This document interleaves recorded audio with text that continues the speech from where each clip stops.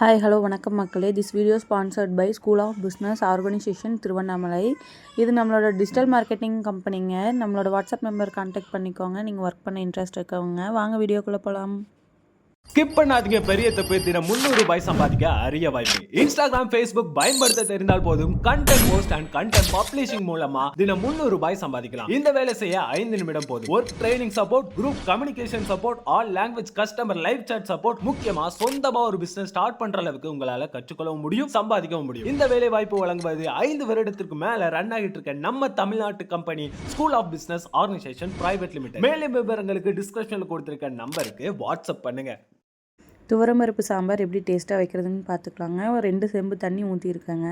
துவரம்பருப்பு எடுத்து சுத்தம் பண்ணி நல்லா கழுவி எடுத்து வச்சுருக்கேங்க. தண்ணி நல்லா சூடானதுக்கப்புறமா அந்த பருப்பை வந்து நம்ம அதுக்குள்ளே ஆட் பண்ணிக்கலாம். எல்லா பருப்பையுமே நல்லா க்ளீன் பண்ணிவிட்டு கல் இருக்கான்னு ஃபஸ்ட்டு செக் பண்ணிக்கோங்க. அதுக்கப்புறமா தண்ணியில் 2 அல்லது 3 டைம் நல்லா கழுவிக்கோங்க. அதில் ஏதோ சாயம் கட்டுவாங்க போல், ரொம்ப எல்லோ கலரில் வருதுங்க. நீங்கள் வாங்கும்போது செக் பண்ணி வாங்கிக்கோங்க, அந்த மாதிரி எதுவும் இல்லாமல். இப்போ நான் அந்த பருப்பு தான் வந்து நான் குக் பண்ண போகிறேங்க. எப்படி இருக்குதுன்னு நீங்களும் ட்ரை பண்ணி பார்த்துட்டு எப்படி இருக்குன்னு கமெண்ட்டில் ஷேர் பண்ணிக்கோங்க. இப்போ பருப்பு எல்லாத்தையுமே நான் அதுக்குள்ளே ஆட் பண்ணிட்டேங்க. இந்த பருப்புக்கு வந்து கொஞ்சமாக மஞ்சள் தூள் ஆட் பண்ணிக்கிறேன். அதுக்கப்புறம் மஞ்சள் தூள் வந்து நீங்கள் எவ்வளோ பருப்பு போடுறீங்களோ அதுக்கு தகுந்த அளவுக்கு ரொம்ப போட்டுறக்கூடாதுங்க. இத்தினூண்டு போட்டால் போதுங்க. மஞ்சள் தூள் ஆட் பண்ணிக்கோங்க. அப்புறம் வந்து குழம்புக்கு தேவையான அளவு குழம்பு மிளகாத்தூள் ஆட் பண்ணிக்கோங்க. அதுக்கப்புறமா தக்காளி 4 நான் ஆட் பண்ணியிருக்கேன். அதில் 2 ரசத்துக்கு எடுத்துருவேங்க. 2 தக்காளி மட்டும்தான் நம்ம இதுக்கு ஆட் பண்ணணும். அதை வந்து நான் மூடி போட்டு மூடிக்கிறேன். கொஞ்சமாக விளக்கெண்ணெய் ஆட் பண்ணிக்கோங்க. அதுக்கப்புறமா இந்த சைஸ் புளி எடுத்துக்கோங்க. இது வந்து நான் இப்போ 2 டம்ளர் பருப்பு எடுத்திருக்கேன் இல்லையா, அந்த 2 டம்ளர் பருப்புக்கு தகுந்த அளவுக்கு புளி எடுத்திருக்கேன். இப்போ இந்த பருப்பு நல்லா வேகட்டுங்க. நல்லா கொதித்து பருப்பு நல்லா கையில் எடுத்து நசுக்கும் போது அது நல்லா நசுங்கி வரணுங்க. அந்த அளவுக்கு வந்தால் தான் பருப்பு வெந்துருச்சுன்னு சொல்லி அர்த்தம். இப்போ வந்து பருப்பு இந்த மாதிரி இருந்ததுன்னா அது வேகலைன்னு சொல்லி அர்த்தங்க. நெக்ஸ்ட்டு வந்து தக்காளி வெந்த உடனே நான் என்ன பண்ணிட்டேன்னா அது ரசத்துக்கு தனியாக நான் பிரித்து எடுத்துக்கிட்டேன். இப்போ இந்த பருப்பு நல்லா வேகட்டுங்க. அதுக்கு மூடி போட்டு நான் மூடி வச்சுக்கிறேன். இந்த பருப்புக்கு நம்ம எதுக்காக விளக்கெண்ணெய் ஊற்றுறோம் அப்படின்னா, ஒரு டேஸ்ட்டு கொடுக்கும் விளக்கெண்ணெய். அப்புறம் உடம்புக்கு வந்து குளிர்ச்சிங்க. ரொம்ப நல்லது உடம்புக்கு. நம்ம அதிகமாக சேர்த்துறதில்ல. முதல்லலாம் வந்து குழந்தைங்களுக்கு அதை குடிக்கிறதுக்கெலாம் கொடுப்பாங்களாம்.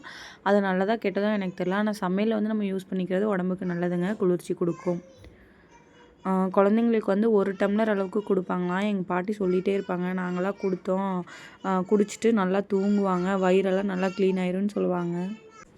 இப்போலாம் அந்தளவுக்கு நல்ல சுத்தமான விளக்கெண்ணையும் கிடைக்கிறதில்ல. நம்மளும் அப்படி குழந்தைங்களுக்கு யாரும் ஃபாலோ பண்ணுறதும் இல்லைங்க.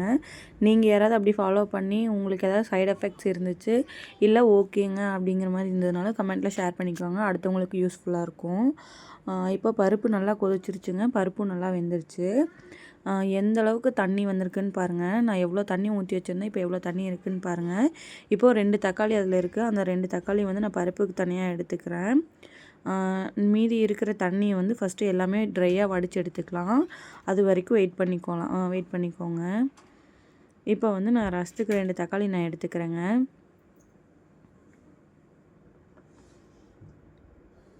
அந்த 2 தக்காளி மட்டும் எடுத்துக்கலாங்க. எதுக்காக பருப்பில் போட்டு நான் வேக வைக்கிறேன் அப்படின்னா, தக்காளியும் புளியும் போட்டு தனியாக கொதிக்க வச்சுட்ருக்கணும். தக்காளி வந்து நல்லா மசிச்சு எடுக்க முடியாது வேக வைக்கலைன்னா. அது வேக வச்சா தான் நல்லா இது பண்ண முடியும். அதனால தான் வந்து நான் பருப்பு தண்ணியிலே போட்டு வேக வச்சுக்கிறேன். இப்போ வந்து தண்ணியை சுத்தமாக வடித்து எடுத்துக்கிறேங்க. நீங்களும் இந்த மாதிரி தனியாக வடித்து எடுத்துக்கோங்க. நெக்ஸ்ட்டு வந்து தண்ணி சுத்தமாக வடித்ததுக்கப்புறமா அந்த 2 தக்காளியும் பருப்பையும் நல்லா மசிச்சு விட்டுக்கோங்க இந்த மாதிரி. நெக்ஸ்ட்டு வந்து இந்த பருப்பு தண்ணி வடித்து எடுத்தோம் இல்லையா, அது கொஞ்சமாக அதில் ஆட் பண்ணிவிட்டு காய் வேக வைக்கணும் இல்லையா. நான் வந்து இப்போ முள்ளங்கி தான் இந்த சாம்பார் கூட ஆட் பண்ண போகிறேன். இதுக்கு நீங்கள் கத்திரிக்காய், உருளைக்கிழங்கு வேணும்னாலும் நீங்கள் ஆட் பண்ணிக்கலாம். முருங்கைக்காய் இருந்தால் அது கூட நீங்கள் ஆட் பண்ணிக்கலாம். இப்போ வந்து நான் தனியாக முள்ளங்கி மட்டும் போட்டு முள்ளங்கி சாம்பார் வைக்கிறேங்க. நெக்ஸ்ட்டு இந்த பருப்பு வெந்துருச்சு இல்லையா, அதை நான் கடைஞ்சி எடுத்து வச்சுருக்கேன். ஒரு கடாய் எடுத்துக்கோங்க. கொஞ்சமாக ஆயில் சேர்த்துக்கலாம் அதில். அந்த ஆயில் வந்து நல்லா ஹீட் ஆகிக்கட்டும். முள்ளங்கி வந்து நல்லா ஸ்லைஸாக 2 கட் பண்ணி எடுத்துக்கோங்க. நல்லா ஸ்லைஸாகவும் இருக்கணும். நான் இப்போ கட் பண்ணியிருக்கிறத காமிக்கிறேன் பாருங்கள். இந்த மாதிரி ஆயில் ஹீட் ஆனதுக்கப்புறமா அந்த முள்ளங்கி நம்ம கட் பண்ணி வச்சுருப்போம் இல்லையா, அதை வந்து இதில் நம்ம ஆட் பண்ணிக்கலாம். இங்கே பாருங்கள், இந்த சைஸில் இந்த மாதிரி நீங்கள் கட் பண்ணி எடுத்துக்கிட்டாலே போதுங்க. இந்த முள்ளங்கியை எண்ணெயிலே நல்லா வறுத்தெடுக்கணும். இது எதுக்காக அப்படின்னா ஒரு வெம்புன வாசம் அடிக்கும், ஒரு மாதிரியாக இருக்கும். எங்கள் வீட்டில் எங்கள் அப்பா என்ன சொல்லுவார்னா, இது மூட்டைப்பூச்சி வாசம் அடிக்கும் அப்படின்னு சொல்லுவார். இந்த முள்ளங்கி சாம்பார் பெருசாக அவர் விரும்ப மாட்டார். இந்த மாதிரி ஃப்ரை பண்ணி போட்டுட்டிங்கன்னா அது வந்து டேஸ்ட்டு மாறிடும், டேஸ்ட் நல்லாயிருக்கும், அந்த ஸ்மெல்லும் இருக்காதுங்க. இந்த மாதிரி நல்லா ஃப்ரை பண்ணி போடுங்க. காயும் சீக்கிரமாக வெந்துடும், டேஸ்ட்டும் நல்லாயிருக்கும். ட்ரை பண்ணி பார்த்துட்டு சொல்லுங்கள். இந்த மாதிரி நல்லா வதங்கினதுக்கப்புறமா அதை எடுத்து சாம்பாரில் ஆட் பண்ணிக்கலாம்.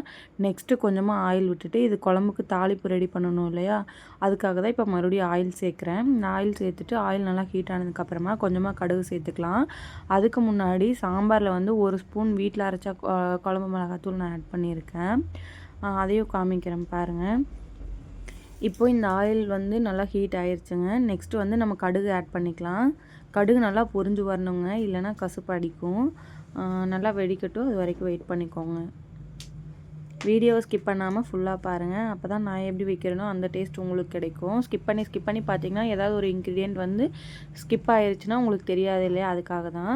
இந்த மாதிரி கடுகு நல்லா வெடிக்குங்க, அது வரைக்கும் வெயிட் பண்ணிவிட்டு அதுக்கப்புறமா சின்ன வெங்காயம் பொடி பொடியாக கட் பண்ணி எடுத்துருக்கேன். அதில் வெள்ளை பூண்டும் நான் கொஞ்சம் கட் பண்ணி எடுத்து வச்சுருக்கேன். இது வந்து நல்லா வதங்கிக்கிட்டு கொஞ்சமாக கருவேப்பிலை சேர்த்துக்கலாம்.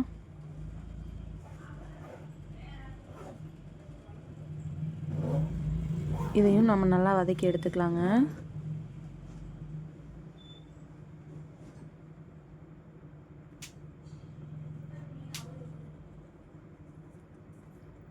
இது நல்லா வதங்கணும், அது வரைக்கும் வெயிட் பண்ணிக்கோங்க. இதுக்கு வரமிளகாய் ஆட் பண்ண வேண்டியதில்லை, நம்ம சாம்பார் தூள்லேயே அதை வந்து போட்டுக்கலாம். இப்போ வந்து இந்த சாம்பார் தூள் எடுத்துருக்குங்க, அதை வந்து ஒரு 3 ஸ்பூன் ஆட் பண்ணிக்கிறேன் குழம்புல. கேமரா நானே வீடியோ எடுக்கிறதுனால அது அங்கேயும் இங்கேயும் நகர்த்துறது ரொம்ப கஷ்டமாக இருந்தது, லேட்டும் ஆயிடுச்சு அவருக்கு. ஸோ அதனால் உங்கள்கிட்ட காமிச்சிட்டு அதை மட்டும் நான் அப்படியே ஆட் பண்ணிக்கிட்டேன். 3 ஸ்பூன் போட்டேங்க. இது வந்து நல்லா வதங்கிக்கிட்டும். அதில் குழம்பு மிளகாத்தூள் வந்து அம்மா அரைச்சி கொடுத்தாங்க, அதை வந்து கொஞ்சமாக ஆட் பண்ணியிருக்கேன். இப்போ இது நல்லா வதங்கிக்கிட்டும். இதையும் எடுத்து நம்ம அதில் ஆட் பண்ணிக்கலாங்க. அவ்வளோதாங்க, சாம்பார் ரெடி ஆயிடுச்சு. அப்புறம் வந்து கொஞ்சமாக புளி வந்து அதில் ஆட் பண்ணிக்கோங்க. நம்ம எடுத்து வச்சோல்லையா அந்த சைஸ் புளியை வந்து காய் நல்லா வெந்ததுக்கப்புறமா புளி ஊற்றி நல்லா கொதிக்க வச்சுக்கோங்க. அவ்வளோதாங்க, குழம்பு ரெடி ஆயிரும். குழம்புக்கு அதிகமாக தண்ணி சேர்க்க வேணாம், கொஞ்சமாக சேர்த்தாலே போதுமானதாக இருக்குங்க. வீடியோ பிடிச்சிருந்துச்சுன்னா லைக் பண்ணுங்கள், ஷேர் பண்ணுங்கள், சப்ஸ்கிரைப் பண்ணுங்கள் மக்களே. இப்போ வந்து இதை நல்லா வதக்கி எடுத்துக்கலாங்க. வெந்துட்டுருக்கு. இந்த அளவுக்கு தான் நான் 3 ஸ்பூன் போட்டுட்டு மறுபடியும் கொஞ்சமாக குழம்பு மிளகாத்தூள் மட்டும் நான் ஆட் பண்ணியிருக்கேன். அவ்வளோதான் கைஸ். இப்போ வந்து இதை நல்லா வதக்கி விட்டுட்டே இருக்கலாம். இது நல்லா வதங்குற அளவுக்கு டேஸ்ட் நல்லாயிருக்கும். சாம்பாருக்கு தேவையான அளவு கல்லுப்பு சேர்த்துக்கலாம். புளியை வந்து கடைசியில் தான் ஊற்றணுங்க கைஸ், முன்னாடியே ஊற்றிடாதீங்க.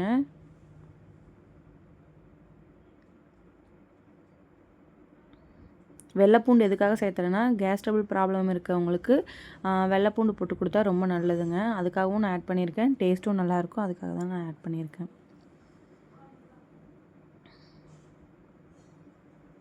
இந்த மாதிரி நல்லா வதக்கி விட்டுக்கோங்க.